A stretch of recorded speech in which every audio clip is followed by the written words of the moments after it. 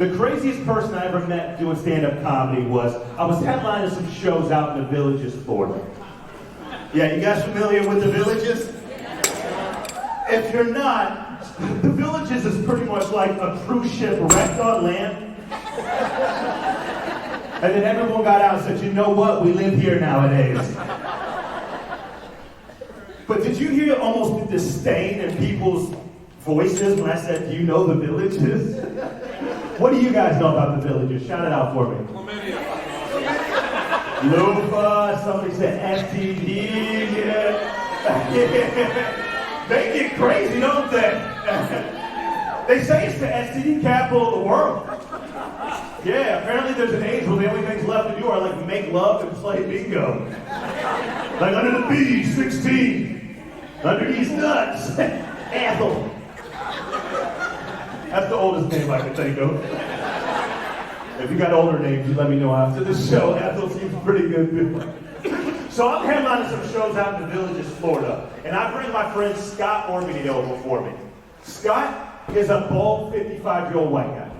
Do you guys remember Rick Scott by chance? You guys know Rick Scott? Yeah. Okay, so Scott looks just like Rick Scott. If you don't know who I'm talking about, imagine Stone Cold Steve Austin if he never worked out a day in his life. You got the picture. I needed you to understand who Scott is. Now, Scott's got money. He's rich, right? So I make him drive. And he pulls up in an amazing car. It's a brand new Mercedes, rims, tint on the windows. I jump in the passenger seat, and we start driving to the Villages, Florida. And as we're driving, I get on the radio and I put on some rap music. It's what I listen to, and it's what kind of gets my energy where I want it to be, so I can come up here and try to give you the best show that I can that night. So I'm vibing listening to some rap music. A couple minutes goes by. Scott looks at me and goes, "Hey, buddy, what do you think my rap name should be?" Wild question from a middle-aged white guy. But the moonlight shined off of his head, and like a light bulb of inspiration, I got it. I go, "Mr. Clean. You're gonna be Mr. Clean tonight." And he was. So we get to the show. Scott goes up and does 30 minutes like my friend Amir did. But when he's done, I get on stage and I'm doing my hour. But while I'm doing my hour, Scott's outside playing his favorite game. Let's see how much weed I can smoke in the next 60 minutes. I mentioned earlier, I don't know if you guys partake, but Scott is a Hall of Famer. His jersey's getting retired to the rafters. He had a good run. You wanna know how Scott's so high that he's the only person I've ever seen pull out a piece of birthday cake at a bar. I'm not even lying. I don't know where I don't know where he was storing it. He pulled out chocolate cake at a bar one time. So Scott's outside, I do my set, and I go outside, and Scott comes up to me higher than a hippie in a hot air balloon. And he goes, "Buddy, I'm wasted right now. I'm lit. I don't think I could drive us home. Either you drive us home, or we're staying in the Villages tonight." I'll go give me the goddamn keys. We're not staying in the Villages. So I jump in the driver's seat of this Mercedes and we take off. And as we're driving, in the distance we see the Golden Arches. Yeah, now I don't know what your life is like, but Mickey D's kind of like a bug zapper to potheads. Scott goes, "Buddy, take a left, we're going to McDonald's." Like it's 7 miles down the road, we'll get there. So we pull up to this drive-thru, right? We pull up to this drive-thru, and it's packed. It's one of them 2-lane drive-thrus. You guys know what I'm talking about? They got 2 lanes, that way they can screw up twice as many orders that night. Now this thing it takes me 45 minutes to get up to the speaker to order. Golf carts out the wazoo, okay? I don't know why it was so bad, but we finally make it up to the speaker. I roll down my window, I get ready to order. But before I say anything, this rusted out minivan on the inside lane rolls down her passenger window. And this lady yells at me, "Hey, y'all got $2 we can borrow?" Thought we had 7, turns out we only got 5. Ain't that a bitch? New Smyrna, I need you to understand, I did not write that because I thought you would think it's funny. A grown woman who pays taxes and votes yelled that in a drive-thru at me. But I'm a very friendly guy. So I actually roll down, well, I don't roll down the window, but I just stay out the window and I go, "Hey, we don't have cash on us. We're paying with card tonight." But ask if you could throw that on the outside lane and I'll cover your entire order for you. And she goes, nah, baby, that's okay. But y'all are looking fine as hell tonight. Are you from Miami? And I go, nah, we ain't from Miami. We're from the A. And she goes, a pasta?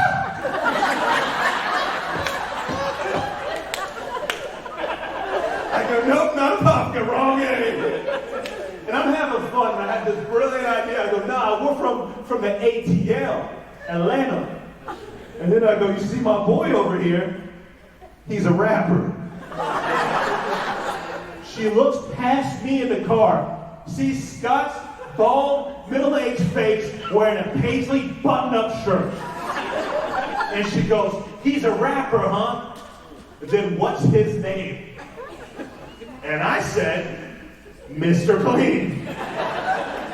And she said, oh my God, I think I heard him. No, you didn't. I made him up 3 hours ago. No, I didn't tell her that part. Because in this life, sometimes God will deal you a good hand. And I was like, thank you, Lord, for this gift you're providing. I will not take it for granted. What I said was, oh, you know Mr. Clean? Yeah, we were in the studio tonight recording this new album, Stay Clean. It's going to be on the shelves real soon. Look out for that. She jumps out of her car. She starts walking to our car. I'm not an idiot. I roll up the window. I hit the Windows lock button.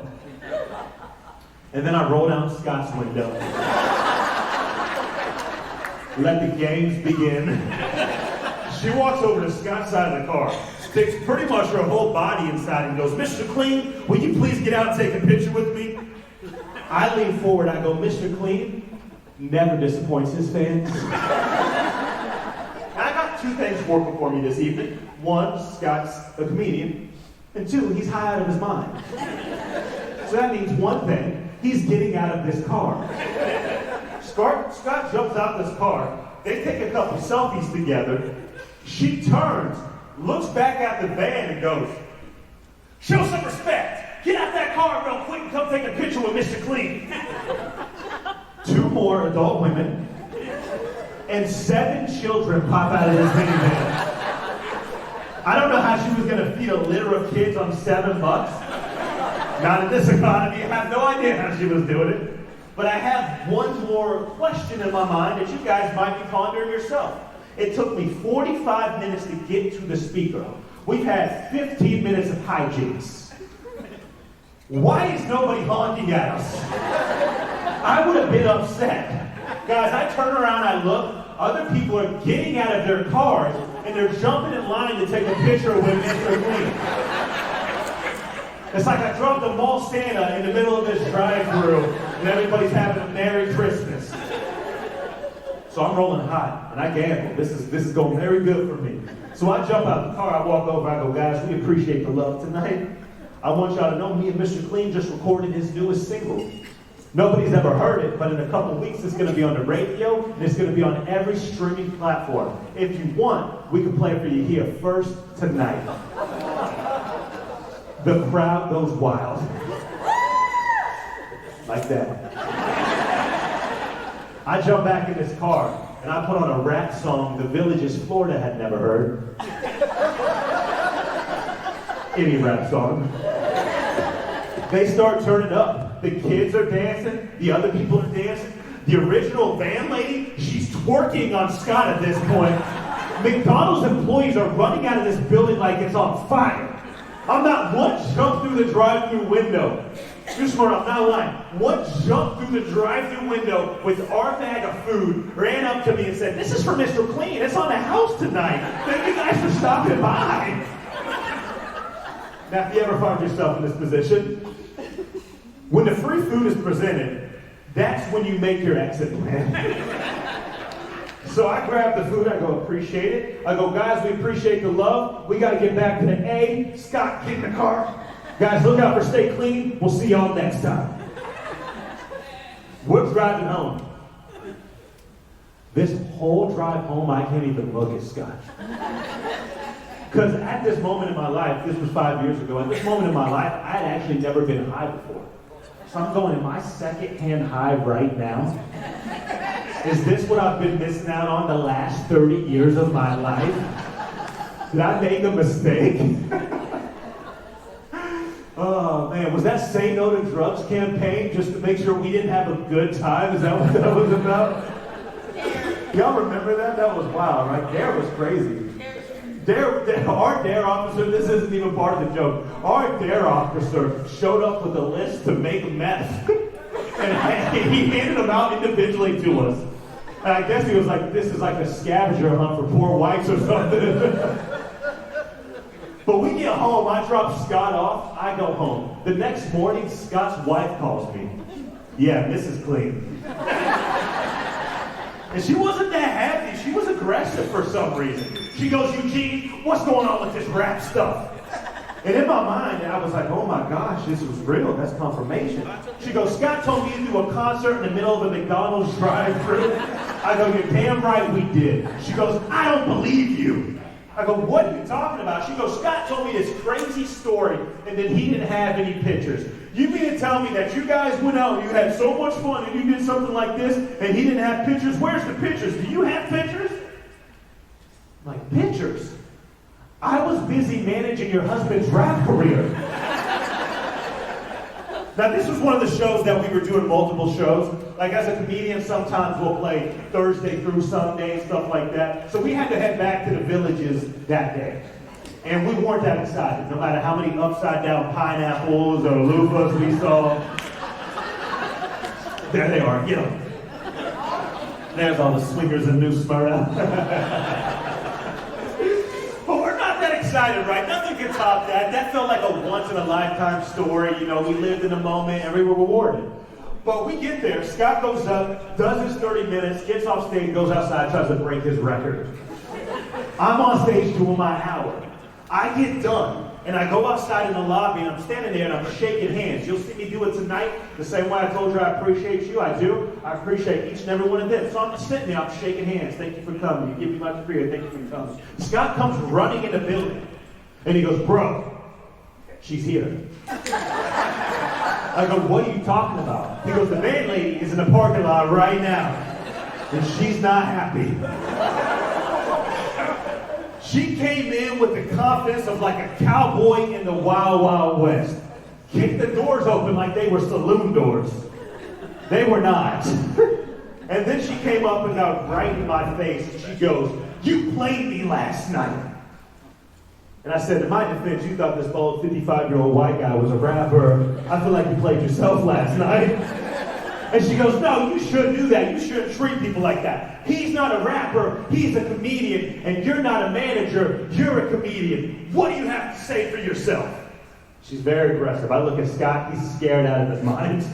I look back at her and she goes, hey, you better think of something, huh? What do you have to say for yourself? I look at Scott one more time and he gives me one of these. You know that move. And then she goes, well, I'm not letting you get out of here until you tell me why you guys played me like that last night. What do you have to say? And in a moment of spontaneity, the only thing I could think of was, stay clean, bitch. And me and Scott ran out the door.